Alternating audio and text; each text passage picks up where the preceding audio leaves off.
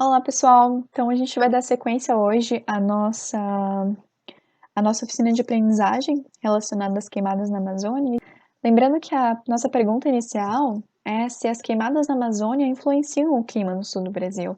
E a nossa sequência de aulas, então, vai passar por essa construção para a gente poder responder essa pergunta. E é importante agora, nessa etapa, a gente entender como funcionam as imagens de satélite. Como então que esses institutos, os órgãos governamentais, o próprio governo sabe dessa mudança no índice de queimadas, por exemplo. E isso tudo a partir de informações que são obtidas por satélite. Bom, a gente tem aqui, né, um quadro que foi obtido por um desses programas, que mais tarde a gente vai dar uma olhada melhor nisso, mas é um programa responsável por identificar esse nível de desmatamento, né? Vocês já devem ter percebido até agora, até esse ponto, que o desmatamento ele está totalmente relacionado à quantidade de queimadas que a gente tem, de incêndios que acontecem na floresta amazônica. E nós percebemos ultimamente, desde 2012, se a gente analisar o gráfico aqui, que esse índice de desmatamento vem aumentando. E, consequentemente, com maior desmatamento, a gente vai ter outros problemas que aparecem por causa desse desmatamento, né? São áreas mais desmatadas, menos umidade, tem mais chance de ter esses incêndios que nós estamos estudando, né? Então, esses dados aqui, eles são de 2020, até 2020, que até a data do estudo ainda não estavam bem confirmados. Então, para vocês terem uma ideia, né, ele está só aumentando. E, consequentemente, se a gente relacionar os dois gráficos aqui, por exemplo, eu tenho uns dados das queimadas, dos índices de queimadas. E a gente sabe que isso tem aumentado realmente. Pode ver aqui, ó, desde 2014 e 2012, lembram que foi quando começou a aumentar esses índices? Esse aumento foi constante. Teve apenas aqui um ano que foi menor, mas é um aumento crítico, é um aumento preocupante. E se vocês forem olhar bem, né, de onde são esses dados, ó, aqui a gente tem o programa PRODES, do INPE. Aqui também essas fontes vieram do INPE. Só guardem isso, depois a gente vai falar um pouco melhor sobre o que é o INPE. Mas podem ver que esses dados eles vêm de algum lugar. Ele é investigado por algum lugar. Então tá, por que é importante a gente estudar as imagens de satélite? Basicamente porque é dessa forma que os órgãos, que todo mundo consegue obter esses dados referentes ao desmatamento, referente às queimadas, aos focos de incêndio. Então, só para vocês terem uma ideia, esses dados aqui são de um satélite, não é um satélite brasileiro, mas a gente já consegue perceber como isso muda com o passar do tempo.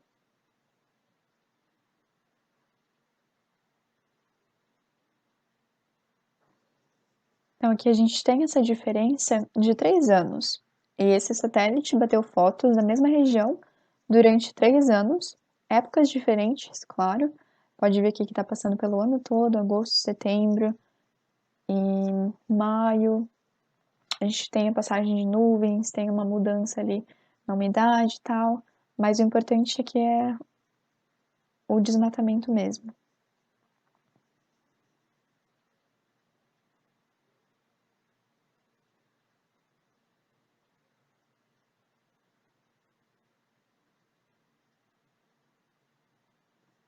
Muito bem, então a gente consegue perceber só olhando as fotos, só comparando uma foto com outra, que essa área desmatada realmente foi significativa, né? Isso aqui é só uma pequena porção. E com essas imagens, a gente consegue perceber também como as imagens de satélite são importantes. Porque imagina se você fosse lá e fosse medir tudo isso à mão, né? Se não tivesse satélite. O trabalho que você ia ter para obter esses dados, para fazer as comparações, para poder ter um diagnóstico de como você está levando essas medidas a sério, por exemplo, as medidas que são requisitadas pelo governo em relação ao meio ambiente. Então, essas imagens são muito úteis, especificamente quando a gente quer, por exemplo, rastrear focos de queimada, rastrear área de desmatamento e identificar todos esses problemas que acontecem na nossa floresta. Então, quais são as vantagens das imagens de satélite, né? Que a gente viu ali nesse vídeo, deu para ter uma ideia. Ampla área de cobertura é um ponto importante, você consegue cobrir uma área grande igual aquela lá, só com uma foto. As informações em tempo real, a gente vai ver mais tarde alguma plataforma que você pode verificar isso. Então, os dados de satélite que são utilizados para monitorar florestas desse tipo, geralmente os dados são fornecidos à população, você tem acesso e os dados são em tempo real. E também está disponível à população. Outra vantagem, se você quiser ir lá ver como tá, você pode simplesmente entrar no site e verificar os índices de desmatamento, índices de queimada, tudo isso. Bom, então, quem que faz isso no Brasil? Quem que é o responsável por identificar, juntar esses dados, identificar essas imagens de satélite, organizar? A gente tem aqui no Brasil o Instituto Nacional de Pesquisas Espaciais. Ele trabalha com vários assuntos, várias coisas relacionadas a pesquisas espaciais e, principalmente, esse instituto também é responsável por monitorar o desmatamento na Amazônia. E dentro desse programa de monitoramento, né, eles têm 2 projetos. Um que a gente chama de PRODES, que é um projeto que foi criado lá em 1988. PRODES é a abreviação de Projetos de Monitoramento do Desmatamento da Amazônia Legal. Já dá para a gente ter uma ideia, né, do que ele faz. Ele monitora o desmatamento. E ele faz, então, um inventário anual da perda da floresta amazônica. Através dessas fotos de satélites, essas imagens, ele faz um inventário anual. Então, o PRODES, ele identifica, ele colhe dados durante o ano inteiro e lá no final do ano, então, faz um levantamento e apresenta os dados referentes àquele ano. E a gente tem também o DETER. O DETER é um pouco diferente. O DETER é a abreviação para detecção de desmatamento em tempo real. Ele é um pouco diferente porque ele, como já diz, o nome já diz, né? É em tempo real. Ele dá dados em tempo real. Ele não espera recolher dados o ano inteiro para dar lá um veredito no final do ano. Não, ele está toda hora enviando dados. Isso é muito importante, por exemplo, para quando você está tendo um incêndio, né? Um foco de incêndio. Esse programa, o último programa, o DETER, o projeto, ele foi criado só em 2004, um pouco depois lá do PRODES. E o objetivo principal dele é acompanhar o desmatamento em tempo real, emitir alertas diários das áreas desmatadas e degradadas. Então ele faz isso todos os dias, ele está sempre emitindo dados. A gente vai dar uma olhada nisso também depois. Então, lembra que eu falei que esses dados eles estão disponíveis para a população? A gente pode ter acesso a isso simplesmente acessando o site do INPE. Tem esse site chamado Terra Brasilis. Então, Terra Brasilis, na verdade, é uma plataforma, né, que foi desenvolvida pelo INPE, pelo Instituto Nacional de Pesquisas Espaciais, com o objetivo de divulgar os dados. Lembra que eu falei que esses dados estão disponíveis ao público? Para quem quiser lá entrar e acessar, pode. Então, é por isso que a gente vai dar uma olhada nessa plataforma aqui. Se você entrar na plataforma, tem várias opções de acesso. Então, lembra que a gente tinha o programa do PRODES, que é aquele programa que tem os dados anuais, né? Tem o DETER, que é o programa de aviso diário. Mas vamos dar uma olhada aqui no PRODES primeiro. Então, se você abrir um mapa, por exemplo, tem muitas ferramentas e tem muita informação que você pode tirar aqui do site, tá? Ele tem um levantamento de todos os biomas brasileiros. Se você for dar uma olhada aqui do lado, pode até tirar do mapa se quiser, né? Se não quiser dar uma olhada nele agora. Vamos tirar a Caatinga, por exemplo, o Cerrado. Então você pode separar. Vamos deixar aqui o Cerrado e a Amazônia, só pra gente ter uma ideia, né? Tirar que tá um pouco confuso ali. Mas então tem muita coisa que você pode mexer para ter uma ideia de como isso mudou. Lembrando que esse programa ele dá dados anuais, né? Então dá para ver aqui, ó, pela máscara de desmatamento, o quanto a floresta amazônica já foi comprometida. Toda essa área amarela que já foi desmatada. E a gente pode identificar outras coisas aqui por esse mapa também. Você pode ver ali a questão de onde é floresta, de onde ainda é floresta, né? Você pode identificar a hidrografia do bioma. Então, você pode ver onde não é floresta. Também são poucas regiões, né? E os incrementos de desmatamento. Todos esses pontinhos roxos ali, vamos tirar a máscara de desmatamento aqui, ó, foi o que aumentou recentemente. Então isso foi o que aumentou o desmatamento e é preocupante, até mesmo no Cerrado, se a gente for ali olhar. Vou botar o Cerrado aqui também.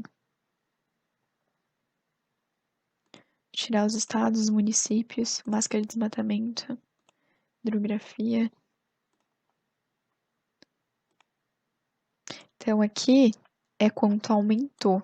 É bem preocupante, né? Até mais do que a região ali da Amazônia. Então, podem ver o quão importantes são as imagens de satélite, porque elas identificam isso, elas trazem todos esses dados para a gente.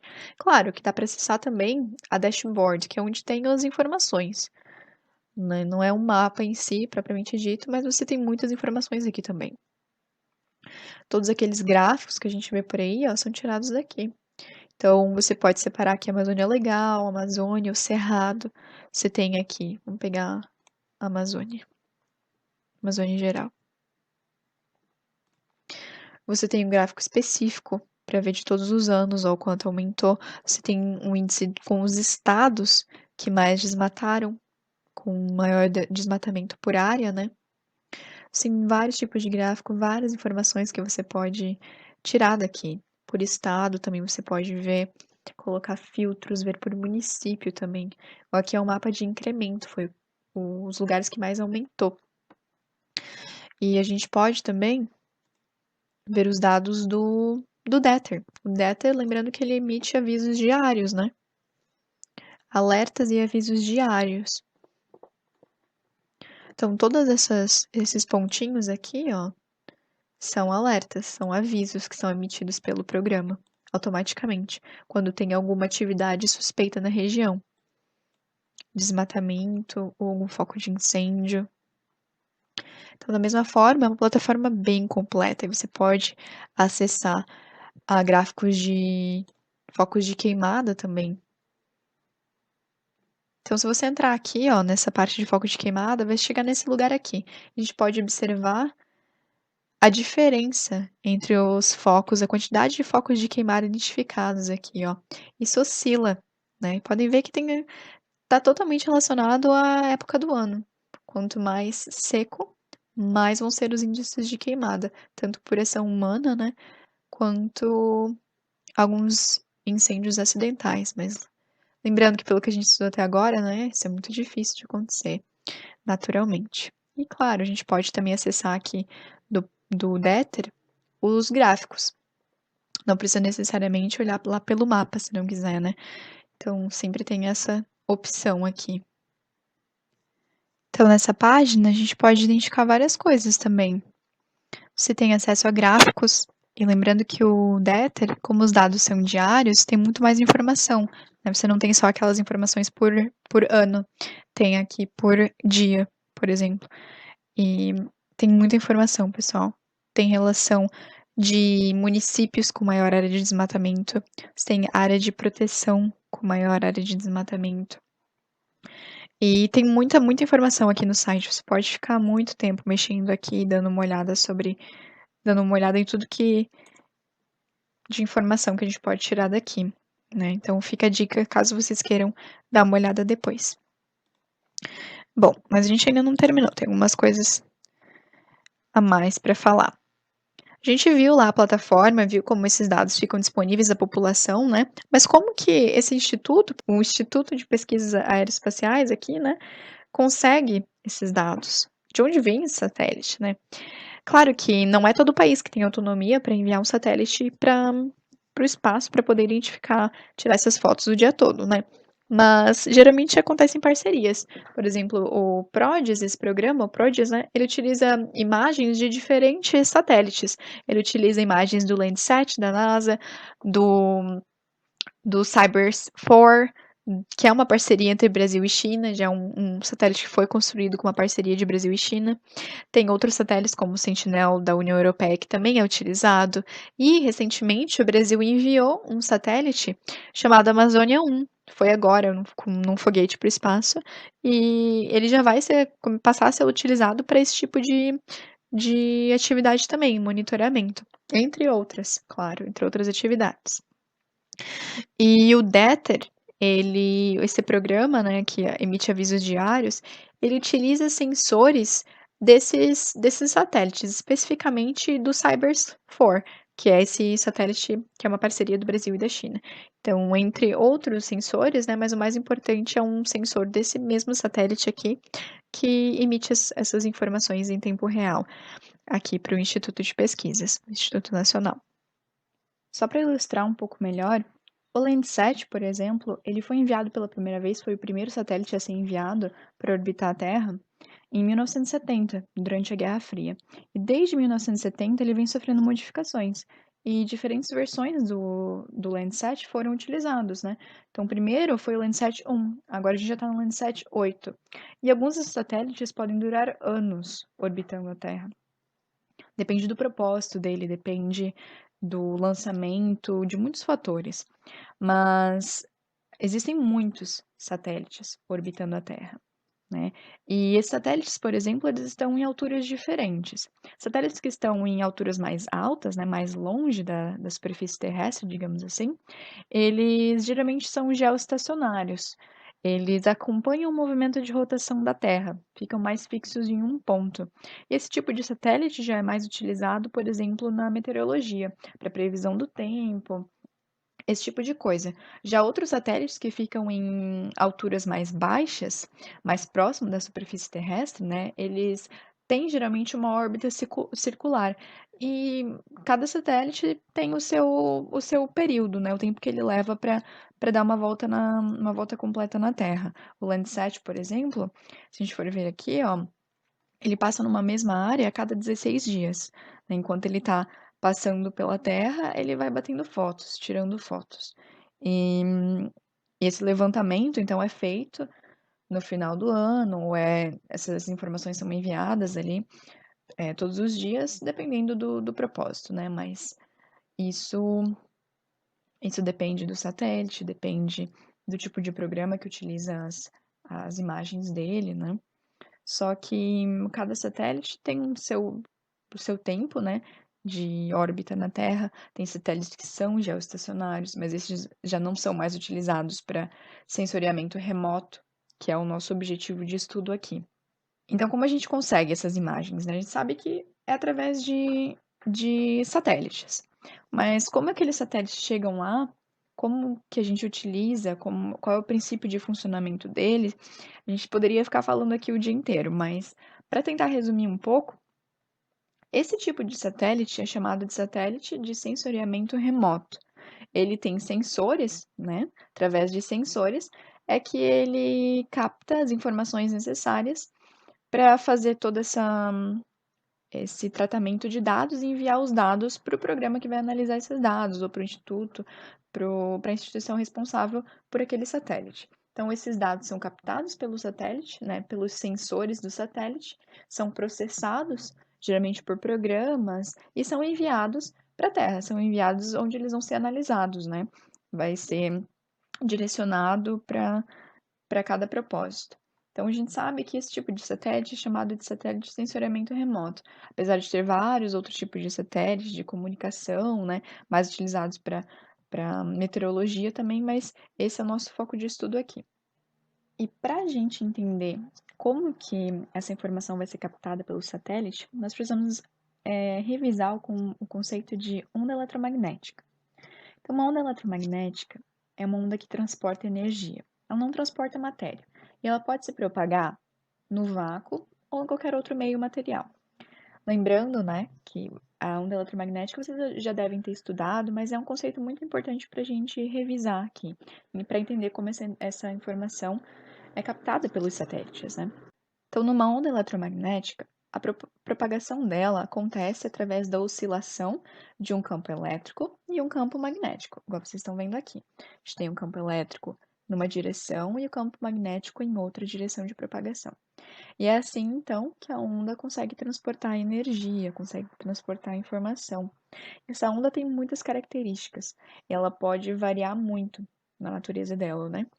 E algumas propriedades interessantes e importantes da gente relembrar dessas ondas eletromagnéticas são o comprimento de onda, toda onda eletromagnética tem comprimento de onda, tem uma frequência e tem uma velocidade também. É importante a gente saber disso e saber como que essas informações se relacionam. Lembrando, né, que qualquer objeto que tenha uma temperatura, que tenha uma composição molecular, ele emite ondas eletromagnéticas em diferentes comprimentos de onda, diferentes frequências. A frequência de uma onda depende da fonte, de onde que essa onda veio, né? Quem que emitiu a onda eletromagnética. Mas todas as informações podem ser relacionadas por essa equação aqui. Tenho a velocidade da onda eletromagnética, que é igual ao comprimento de onda, né, representado pela letra grega lambda, e está relacionado também com a frequência da onda. Podem ver que essas grandezas aqui são inversamente proporcionais. Se vocês lembrarem, né, as ondas eletromagnéticas, elas têm uma velocidade máxima, né? A gente sempre fala que a velocidade da luz, lembrando, a velocidade da luz é constante e não existe nada mais rápido do que a luz, né? E aquela constante, vamos supor que ela seja aqui, né? Aquela constante, que é a velocidade, ela está relacionada com o comprimento e a frequência. Quanto maior o comprimento de onda, menor vai ser a frequência da onda. Quanto maior a frequência, menor vai ser o comprimento de onda. Justamente porque essa velocidade aqui vai continuar constante. Beleza. Vamos supor, então, vamos analisar agora o Sol. O Sol ele emite ondas eletromagnéticas em vários tipos de comprimentos de onda. Vários tipos de comprimentos de onda, né? Mas a gente vai analisar aqui o comprimento de onda da faixa do visível, que é o que a gente consegue enxergar, que é o que o nosso olho capta. Então, essa onda ela é emitida pelo Sol, ela chega na superfície de algum objeto e é refletida. Essa reflexão depende do quanto o objeto vai absorver a luz. O Sol emite ali vários comprimentos de onda. Essa luz é percebida como uma cor branca porque ela é composta de várias cores, né, de várias frequências. Então, digamos que o Sol emite uma luz branca, composta por vários comprimentos de onda, várias cores, e esse objeto absorva todas as cores, menos a cor verde, menos esse comprimento de onda da cor verde. E essa cor verde é refletida. A cor verde que é refletida vai chegar nos nossos olhos e vai ser a cor que a gente vai perceber naquele objeto. Então, o objeto reflete determinado comprimento de onda e essa onda que é refletida pelo objeto chega nos nossos olhos.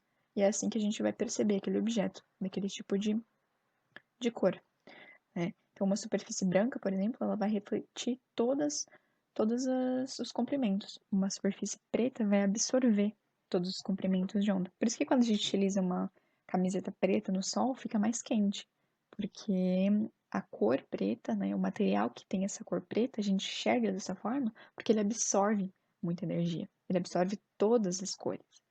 Então, e se eu vejo alguma coisa de outra cor, verde ou vermelho, né, que é uma superfície vermelha, digamos assim, essa superfície absorve todos os outros comprimentos e reflete apenas o comprimento de onda correspondente à luz vermelha. E é essa luz que chega lá nos nossos olhos, por isso que a gente vê aquele objeto com essa cor. Tá, mas por que é importante a gente saber disso? Porque existem diferentes tipos de sensores em um satélite. Tem sensores passivos e tem sensores ativos, digamos assim. Um sensor passivo, ele trabalha no comprimento de onda do visível. Se a gente for ver aqui, esse aqui é o espectro eletromagnético, né? Então, esse aqui são todos os comprimentos de onda que existem. Podem ver aqui, ó, quanto maior o comprimento de onda, né, menor é a frequência da onda. Esse comprimento vai se repetir, vai levar mais tempo para se repetir. Já conforme eu vou diminuindo o comprimento de onda, a frequência vai aumentando, né? Então, aqui a gente tem a frequência, ó, aqui embaixo. Então, ondas eletromagnéticas com uma frequência maior, geralmente são mais energéticas, carregam mais energia. É por isso que ondas lá no ultravioleta, raio-x, raios gama, a gente fala que são prejudiciais à nossa saúde, porque elas carregam mais energia e podem danificar a superfície que elas atingem, né? Mas o importante aqui, ó, é a luz visível, que fica nesse comprimento de onda aqui, de 700 nanômetros a 400 nanômetros, né? E sensores, como eu falei, sensores passivos, eles não emitem radiação. Eles só identificam a radiação que é refletida por determinado objeto. Então, o que eles vão fazer? A luz do sol vai vir, vai incidir em algum objeto, né? Digamos, uma árvore que eu estou observando ali na Amazônia, e vai ser captada, essa luz vai ser refletida e vai ser captada pelo sensor do satélite. É como se fosse uma câmera, da mesma forma que funciona com os nossos olhos, né? A luz reflete no objeto e chega nos nossos olhos. A luz do sol vai, bate no objeto, reflete nos nossos olhos, reflete no objeto e chega aos nossos olhos. Mesma forma que funciona um sensor passivo. Mas tem também sensores ativos. Sensores ativos, eles emitem radiação também.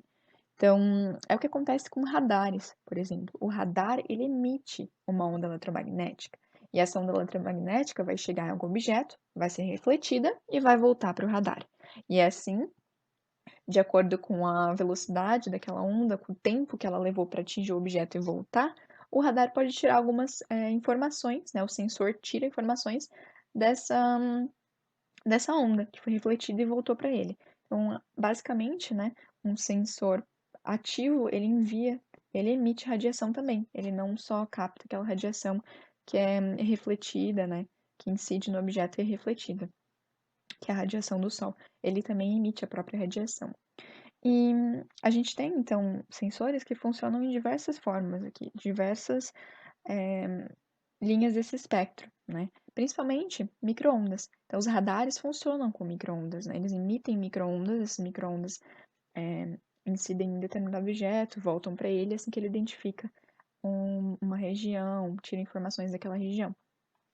É também utilizado muito comprimentos de onda aqui no infravermelho, principalmente na meteorologia, porque essas ondas no infravermelho, elas são facilmente absorvidas, né? Estão relacionadas ao aquecimento de uma região. Então, quando você trabalha com temperatura, elas são muito interessantes, né? E essas ondas de micro-ondas aqui, por exemplo, elas permitem obter imagens independente da luz solar, né? Porque ela não depende da luz solar, depende da luz que é emitida pelo próprio sensor. Pela luz não, pela onda que é emitida pelo próprio sensor. Então, quando tem muita nuvem, quando tem muita fumaça, é interessante porque elas têm uma capacidade maior de penetrar numa região. Então, você consegue tirar mais informações que não dependem só da luz do sol. Só para fazer uma comparação, a gente tem aqui uma mesma foto analisada em comprimentos de onda diferentes. Por exemplo, no infravermelho, no espectro visível, que é o que a gente geralmente vê, né? E no ultravioleta. Então, podem ver que todas as fotos, elas têm informações diferentes.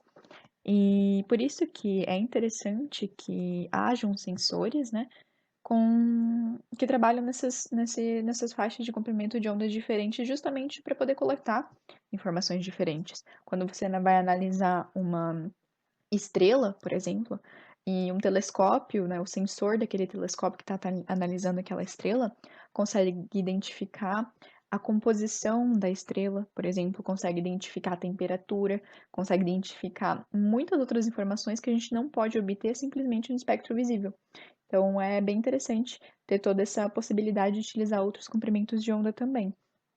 Por isso, né, que a gente utiliza os programas lá do PRODES e o DETRAS utilizam informações também de sensores que trabalham em outros comprimentos de onda, não só no espectro visível, né? Não são só aqueles satélites que orbitam batendo fotos. Eles batem fotos, mas também obtêm informações em diversas formas. Então, aqui é um exemplo, é um satélite meteorológico esse aqui, né? Mas só para vocês terem uma ideia como a gente consegue identificar a diferença de temperatura numa região. Essa foto foi tirada de um artigo, né? Referente a massas de ar, mas a gente consegue ver aqui a diferença da temperatura, que é identificada por um sensor no infravermelho. Então, aqui ó, as regiões mais alaranjadas são mais quentes, né? A região amarela é um pouco tá uma região intermediária, né? E azul é a mais fria. Então você consegue obter essas informações aqui de outros tipos de sensores. Aqui a gente tem uma imagem, né? É uma imagem computadorizada que foi feita por um programa através de dados obtidos desses sensores. Aqui a gente consegue ver a concentração de aerosol que foi produzido durante a queima de biomassa, ou seja, quando tinha um grande contingente de queimadas, de incêndios, essa, essa queima emite esses gases, né, os aerosóis, para a atmosfera e a gente consegue perceber a concentração desses gases que são emitidos através da combustão pelo gráfico, né? Região mais escura, que é a parte vermelha ali, é a região que tem maior concentração desses gases, ou seja, ali tem uma atividade maior de queima, uma atividade maior dessa queima de biomassa, né? Que provém da combustão. Bom, mesmo assim, apenas utilizando aqueles satélites com sensores ópticos, né? Apenas as câmeras, a gente ainda assim consegue identificar muita coisa. Para vocês terem uma ideia, essa aqui é uma foto de um satélite da NASA, né? Não sei bem qual que é, mas pode ser o Landsat, por exemplo, da NASA. E uma diferença de 10 dias naquele período de queimadas que a gente teve, né, em 2019, deu para identificar uma diferença muito grande. A mesma região, né, em 5 de agosto já estava com alguns indícios de alguns alertas, né, e no dia 14 de agosto a região estava completamente tomada por esses focos de incêndio. Então é uma coisa que dá para identificar apenas com esse tipo de câmera, né, e é um problema que precisa ser combatido. Só para vocês terem uma ideia um pouco melhor, para ilustrar um pouco melhor, né? Essas imagens aqui é de um satélite da Planet. Na verdade, não é do INPE nem nada, mas foi uma sequência de fotos tirada de uma mesma região, que foi desmatada, dá para ver, né, pelo formato que foi sendo desmatado, e depois teve uma atividade de queima na região. Ou seja, isso é uma atividade comum, né? As pessoas acabam desmatando e queimando a região para limpar essa região. Isso pode se alastrar pelo bioma inteiro, então é uma coisa preocupante, realmente. A aula, pessoal, era isso. Então a gente viu a importância das imagens de satélite em todo esse contexto que a gente tem estudado nessas aulas, nessa proposta. Foi importante porque a gente percebeu que esses dados que são obtidos, que são divulgados na mídia, que a gente consegue ver em reportagens, eles têm um fundamento, né? Tem um instituto especializado por trás disso, tem várias empresas de satélites, de tecnologia, que estão relacionadas à obtenção desses dados. Eles estão disponíveis à população. Então, quando houver qualquer questionamento a respeito da situação do Brasil, né, a respeito desses dados, a gente pode ir lá no próprio site e verificar se é isso mesmo. Esses dados são transmitidos em tempo real, vêm direto do satélite, pelo Dether, por exemplo. Então, você pode verificar isso muito facilmente. E é uma ferramenta ótima contra fake news, é uma ferramenta ótima para você saber como, como o governo está lidando com isso. Lembrando que todos esses dados são enviados para instituições como o Ministério da Defesa e cabe ao governo analisar esses alertas, analisar tudo isso para poder tomar providências, né? Fazer alguma coisa em relação a isso. E para complementar tudo que a gente aprendeu até aqui, até essa etapa, eu separei alguns exercícios, né? Então, aqui nesse vídeo, a gente vai ter, nessa videoaula, a gente vai ter alguns exercícios propostos também, que vamos fazer juntos. Então, vamos lá. Alguns exercícios são exercícios complementares. Então, eles trazem alguns assuntos que a gente não debateu especificamente nessa aula, mas são importantes para retomar coisas que você já tem visto nas outras aulas também. Então, a primeira questão, vou pedir para que vocês deem um pause aqui no vídeo, leiam a questão para a gente poder responder. Beleza. Então, essa questão está falando de uma técnica que é utilizada, né, para limpar uma área que foi desmatada. Conforme a gente já estudou isso em outras aulas, né, só é importante retomar. E diante disso, então, nós temos aqui o enunciado da questão, que o modelo sustentável do desenvolvimento consiste em aliar necessidades econômicas e sociais à conservação da biodiversidade e da qualidade ambiental. Nesse sentido, o desmatamento de uma floresta nativa, seguido da utilização de queimadas, representa um método eficaz para a manutenção da fertilidade do solo, uma atividade justificável, tendo em vista a oferta de mão de obra, ameaça à biodiversidade e impacto danoso à qualidade do ar e ao clima global, destinação adequada para os resíduos sólidos resultantes da exploração da madeira, valorização de práticas tradicionais dos povos que dependem da floresta para sua sobrevivência. Deem uma pensada. Bom, ele está falando aqui das queimadas, certo? A gente até viu que as queimadas nem sempre são provenientes da ação humana, né? Isso acontece naturalmente em épocas de seca. Mas claro que a gente sabe que aqui no Brasil, grande parte dos incêndios são causados por ações humanas. Então, a alternativa correta aqui seria C, né? Essa atividade, ela representa uma ameaça à biodiversidade e um impacto danoso à qualidade do ar e ao clima global. Se você escolheu a letra C, está corretíssimo. Essa atividade, né, não é um método eficaz, certo? Isso não mantém a fertilidade do solo. Também não é uma atividade justificável, porque grande parte dessa atividade é feita ilegalmente, né? É feita em áreas que não são possíveis fazer não deveriam ser possíveis fazer esse tipo de atividade. E ela é sim uma ameaça à biodiversidade. Claro, imagina você queimar uma região, quanto você não vai afetar a biodiversidade local, né? Além de emitir gases na atmosfera que contribuem para o efeito estufa. Então, além de danificar a biodiversidade local, você ainda está contribuindo com o efeito estufa e está afetando outras regiões. E as outras alternativas, né? Destinação adequada para os resíduos sólidos, não, né? Queima de resíduo de madeira nunca é uma destinação adequada. E também não valoriza a prática tradicional dos povos, porque queimar essas áreas para criar gado não é uma prática de povos nativos, né? Beleza, então vamos para a próxima pergunta, para a próxima questão. Que a gente tem um contexto bem interessante que aconteceu ano passado, ano retrasado, na verdade, né? Se vocês lembrarem que São Paulo foi tomada por fumaça das queimadas resultantes lá de agosto de 2019, agosto, setembro, né? Então vamos dar uma lida aqui.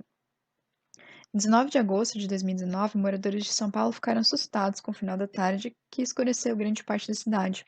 Esse fenômeno foi resultado das queimadas que aconteceram na região amazônica. Então o céu ficou preto durante o dia. Foi noticiado, tá? A gente pôde assistir algumas cenas disso nos noticiários, nos jornais, então foi bem complicado. Diante disso, a gente vai dar uma olhada aqui nas, nas afirmativas, né? E vocês têm que dar uma olhada, dar um tempinho para vocês lerem de novo e escolher a alternativa que está incorreta. Vamos analisar aqui. Então, se quiser, pode dar uma pausa para continuar lendo, mas vamos ver o que está incorreto. Uma das consequências das queimadas é a mudança da temperatura e umidade do solo. Muda a temperatura? Muda a umidade? Claro, né? A gente já tem visto que isso afeta na questão das chuvas também. Então, muda a umidade? Sim. Você tem, você tem calor vindo daquela região, então, consequentemente, isso vai afetar muita coisa, né? As queimadas e incêndios florestais somente acontecem de maneira intencional, ou seja, por pessoas que provocam os incêndios. Tá certo isso? Como a gente viu, já a grande parte acontece pela ação humana, claro, né? Ação ilegal, geralmente. Mas não necessariamente. Você pode ter esses focos de incêndios em áreas, não áreas, mas em épocas de seca. Isso acontece também. Então é essa mesmo. A B está incorreta. Beleza. Então, nossa questão 3, vou dar um tempo para vocês lerem também, fala a respeito daquela fumaça, né, que tomou conta de várias regiões do Brasil, não só apenas da Amazônia, mas atingiu o Pantanal, atingiu o São Paulo. Então, deem uma lida aqui para a gente poder responder ela. Pausem o vídeo.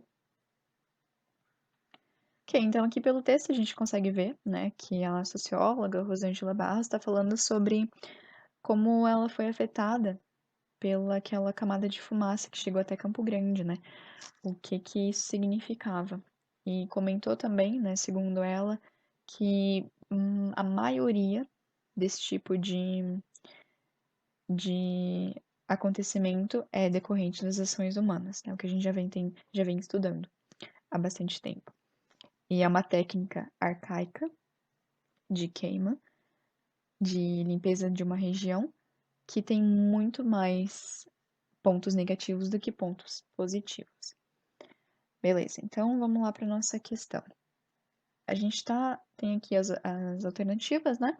Ele está pedindo quais são consequências das queimadas, exceto. Então, uma delas, qual é a que não é consequência da queimada? Vamos ver. Vamos começar aqui pela E. Podem dar uma pausa aqui, dar uma olhada para a gente responder juntos. Ok. Começando aqui pela E, né? A piora da qualidade do ar. A piora da qualidade do ar é uma consequência da queimada? Óbvio, né? A gente tem ali a queima, emissão de gases tóxicos e o ar fica, consequentemente, muito pior. Para a gente respirar, pelo menos. Então, sim, essa é uma qualidade, não é essa a alternativa. Uma qualidade não, uma consequência e não é essa a alternativa. Favorecimento da erosão dos solos por destruir a cobertura vegetal. Se vocês lembrarem lá em geografia, o que acontece quando a gente desmata uma região? O que as árvores fazem numa região de inclinação, por exemplo? Elas garantem que não haja erosão, né? As raízes das árvores são importantes para que não aconteça erosão nos solos. Então, a partir do ponto que você queima essas árvores, você está sujeito a esse tipo de problema. Assim, elevação inicial do pH dos solos. Quando você queima uma região, você está alterando o pH daquela região, de fato. Porque o fogo ele tem esse poder de alterar quimicamente as substâncias, né? Consequentemente, você vai mudar a acidez, você vai mudar várias características daquela região. Então, sim, a mudança de pH é uma das opções. Poderia ir por eliminação também nessa, né? E a destruição dos micro-organismos no solo. O que vocês acham? Será que o fogo destrói os micro-organismos? Provavelmente, né? Mas vamos dar uma olhada na última. Aumento da biodiversidade local pela melhoria da luminosidade. Aumento da biodiversidade. Claro que não, né, pessoal? Não faz sentido. Se você queima a região, você afeta totalmente a biodiversidade no local, a não ser que a gente esteja falando da quantidade de gado que vai aumentar naquele local, né? Mas, a princípio, não. Você espanta os animais, toda a biodiversidade daquele local, né? Tanto fauna como flora. Então, essa aqui é a alternativa que deveria ter sido assinada. E a questão número 4, ela não é de assinalar, ela é uma questão descritiva. Então, para responder essas duas partes aqui da questão, vocês vão ter que dar uma relembrada do que a gente viu durante a aula, referente lá ao espectro eletromagnético, a diferença entre usar as microondas e a luz visível, por exemplo, no sensoriamento remoto, e também a gente vai relembrar alguns conceitos de sensor passivo e sensor ativo. Se vocês não lembrarem, podem dar uma olhada ali no vídeo mesmo, na nossa videoaula, não tem problema. Mas vou pedir para que pausem o vídeo agora e tentem escrever numa folha de papel o que vocês lembram a respeito desses pontos aqui levantados na questão, beleza? Então, aqui está falando assim: explique as vantagens em utilizar sensores que trabalham na faixa do espectro eletromagnético referente a microondas e a luz visível para o sensoramento remoto. Se a gente for lembrar lá, vocês podem voltar no vídeo, não tem problema. Mas só para dar um resumo, né, do ponto principal que vocês deveriam ter levantado aqui na resposta. Lembrando que as microondas, né, elas são úteis porque a gente não precisa da luz do sol. A luz visível, você vai utilizar a luz do sol, porque a luz do sol vai chegar, vai refletir no objeto, e é assim que o sensor no satélite vai captar as informações, como se fosse uma câmera, né, e vai receber a luz como a gente vê realmente a região. Já nas microondas, o sensor ele tem um dispositivo de radar que emite a onda eletromagnética. A onda eletromagnética então vai chegar no objeto, vai ser refletida e vai voltar para o sensor.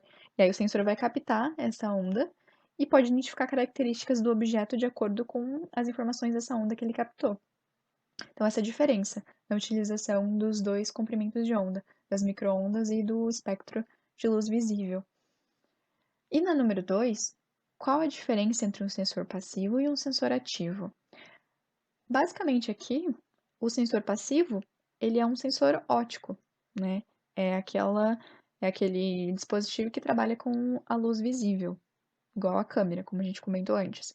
E o sensor ativo, ele emite ondas eletromagnéticas, que seria um radar, por exemplo. Bem simples, né? Por último, então, essa questão 5, vou pedir para que vocês acessem o site do Terra Brasilis e a gente vai buscar algumas informações no site. Lembrando, né, que você pode achar o PRODES, o DETER lá, consegue tirar muitas informações desses dois programas no site. Então, quero que vocês acessem o site e lá no site identifiquem essas informações aqui. Quais são os 5 estados com maior registro de desmatamento no Brasil? Como podemos justificar a alta quantidade de desmatamento nessa região? Então, deem uma pensada, vão lá no site, procurem essas informações e deem uma pensada. E a segunda, segundo dados do DETER, quais meses do ano de 2020 apresentaram maior quantidade de focos de incêndio? E que justifica a maior incidência de focos nessa época do ano? Então, aqui vocês vão acessar os dados do DETER e dar uma olhada lá na quantidade de focos de incêndio para poder responder essa questão. Então, podem ir lá, dar uma olhada, enquanto isso, podem pausar o vídeo e tentar responder. Ok, para responder essa questão, a gente vai acessar o site, né? Como vocês deveriam ter feito. E para a primeira questão, a gente pode vir aqui no PRODES mesmo. Identificar os dados do PRODES. Como a questão está pedindo só um ranking, né? Na verdade, uma lista dos 5 estados que mais desmataram, a gente pode simplesmente olhar aqui. Só de abrir já a dashboard já tem a resposta aqui. Então, nós temos aqui, né, o estado que mais desmatou, Pará. Depois Mato Grosso, Rondônia, Amazonas e Maranhão. Todos na região norte. E aqui ele pede a justificativa também. Como a gente pode justificar a alta quantidade de desmatamento nessa região? Tem muitas formas de justificar isso. Então, uma justificativa já estaria ótimo. Não precisaria dar uma lista enorme de fatores, mas apenas uma já tá bom. Vai de tudo que a gente já viu até agora. Uma das questões que podem ser citadas é, por exemplo, a fiscalização. Por ser uma região densa, de difícil acesso, a fiscalização não é tão forte assim. Então, esse pode ser um ponto que justifica essa alta quantidade de desmatamento. Outro ponto que a gente pode levantar também é a questão de, nessa região, naqueles estados lá que a gente viu no site do PRODES, é uma região focada na agricultura, né? Então, geralmente, esse é o sustento das famílias que vivem lá e é uma região que é explorada também por muitos fazendeiros. E a segunda questão está perguntando assim, segundo dados do DETER, quais meses do ano de 2020 apresentaram maior quantidade de focos de incêndio, que justifica a maior incidência de focos nessa época do ano? Vamos voltar lá. No Terra Brasília de novo.